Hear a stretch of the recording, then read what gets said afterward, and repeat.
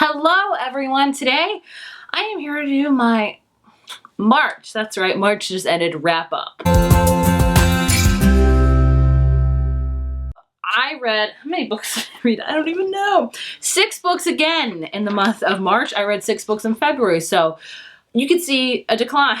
I told you guys many times that I was in a really bad book slump at the very beginning of January, and I told you like it was seasonal, and it really was, but now you know the full reason why I was in a book slump. If you haven't seen my Instagram, I am currently pregnant, expecting my second child. So yeah, at the time of filming this right now, I am 17 weeks pregnant.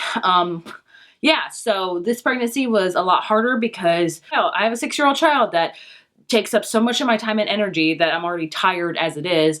Throw on pregnancy on top of it, it was like extra tired and I had like no motivation to do anything. Hence why the reading slump. Plus, winter. Combine them both together, the worst reading slump of my life. But I'm getting out of it. The weather is warmer. I'm in my second trimester, so I'm not quite as tired anymore. But either way, now you know. That's why I was in a big reading slump. And I didn't say it for a long time because I've had plenty of miscarriages and high-risk things like that. And I won't talk about pregnancy a lot on my channel because I know it triggers a lot of people, understandably so. So now you know the full scope of that. So let's move on. So I read 6 books in March, which isn't too bad. I did read a behemoth of a book, so I think that's great. So as always with these videos, I'm going to start with my least favorite book I read this month, working up to my favorite. My least favorite book I read is actually the last book I read most currently, and that is Kisses and Croissants by, oh my goodness, Anne Sophia Jonahue, I think is the last name. I could be wrong about that.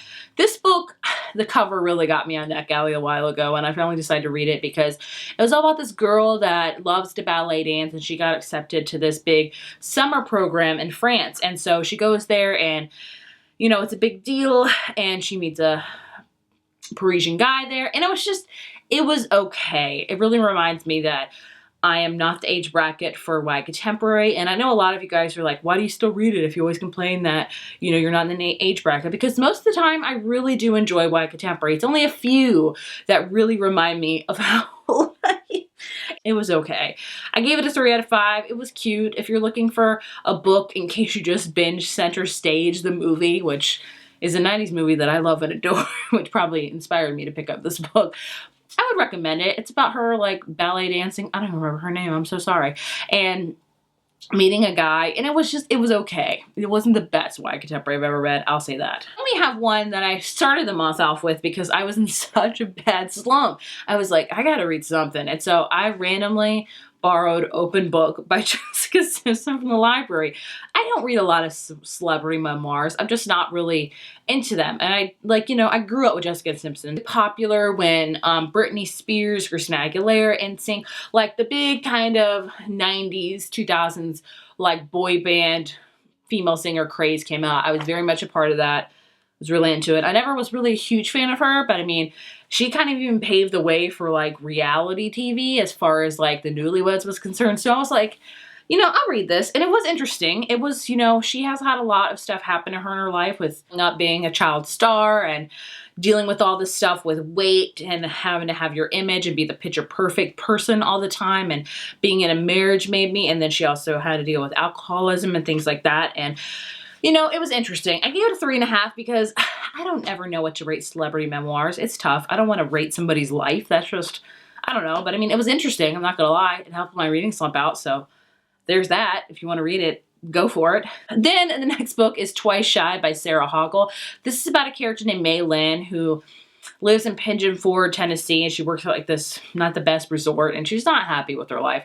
And she learns basically that she inherited her great aunt's like huge estate, and she hasn't talked to her great aunt in years due to her mom, but she's like, great, this is my ticket out of this crappy town. So she goes there, and she remembers it being like this beautiful house, big estate, and it's like in shambles. And so when she gets there, she learns that the groundskeeper, I think his name's Wesley, please forgive me, it was on ebook, also got told that their estate was going to be his. They both have kind of like 50-50 percentage of it, and so they fight on what they want to do with the estate, and basically the whole book is about them fixing it up and getting to know each other. It was cute. I liked it. It's kind of like a Hallmark movie where you got these people that are fixing up a house and maybe falling in love, and I liked it. It was 4 out of 5. It was a cute romantic one. Why not? Then the biggest book I've read all year, probably will be actually all year. Ugh. A Court of Silver Flames by Sarah J. Maas. I finally read this bad boy. If you don't know, this is the, I don't know what you call it, 4th book in the Court of series. I don't know. This is about Nesta and Cassian, pretty much. Nesta is the sister of Farah, who pretty much is the main protagonist in the Court of the ACOTAR series, I guess you could say it's called. I gave this a 4 out of 5. I didn't really love it. I think mainly because I'm not a Nesta fan. She was horrible in the original series. Like, she just, oh. And then the beginning of this book, she was still horrible. And she did come a long way. She learned a lot, and she did grow on you. She learned how to deal with her trauma and things like that. But I don't know. At the end of the day, I just still didn't really like her as much. And I just didn't find this book necessary. I'll say that. I felt like a lot of the book was just, like, it didn't make any sense. Like, the whole, I'm not going to spoil anything or even tell you a lot about it because, you know, I don't want to spoil it. Anyway, the whole plot is them trying to find pieces of things and, you know, to stop something coming up, you can guess. But basically, when the big event happens, it's done like that, like nothing. It was a blip. And I'm like, why do we have all of this buildup, do all of this work, all of this groundwork for the plot to be, for the big plot to be over within a matter of like 2 pages? I was like, I don't know. I just didn't enjoy that because the plot was, it was meant to be something else. Maybe I'm the only one that feels this way. I don't know. Let me know. I was going to film a whole review on it, and I'm like, I don't even want to, because I was just like, I just felt like it was kind of pointless to do all of this work to find items for this big thing and then not even really come to play. I don't know. I don't know why it's making me so mad. I don't know, but I don't know. Was this book necessary? No. I don't know. I don't know. I don't even know what the reviews on it, honestly. I did like Nesta at the end. She came around a lot. Cassian is great as always. You got to see more Farah and Reason, which I'm there for. But at the end, I didn't really love it. I really want to see a book about Lucian and his relationship maybe with figuring out what he wants to do with Elaine. I would like to see that more. I don't know. Let me know.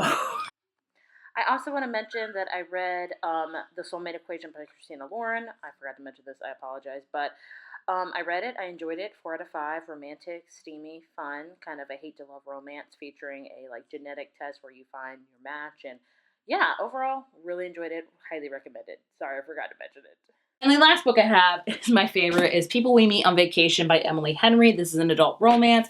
It's about Poppy and Alex, who are best friends, and they go on a vacation every summer together. That's just kind of their thing for a couple weeks. And something happens on one vacation that has torn them apart, and they haven't talked in like 2 or 3 years. And Poppy decides, hey, like, I am sad without you. Let's go on this last vacation together and try to like patch up these wounds. Let's talk about it.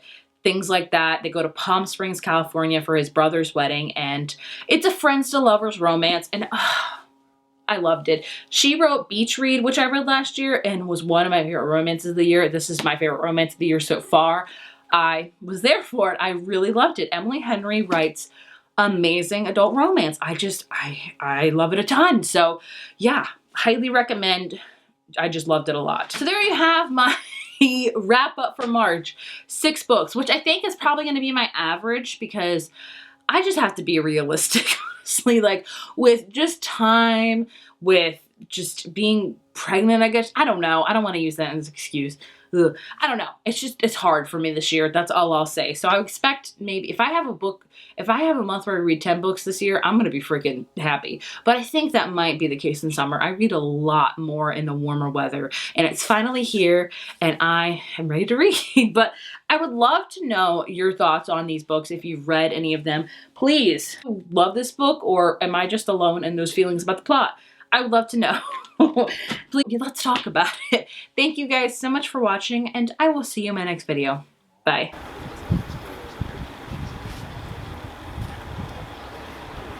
She goes, man, you know,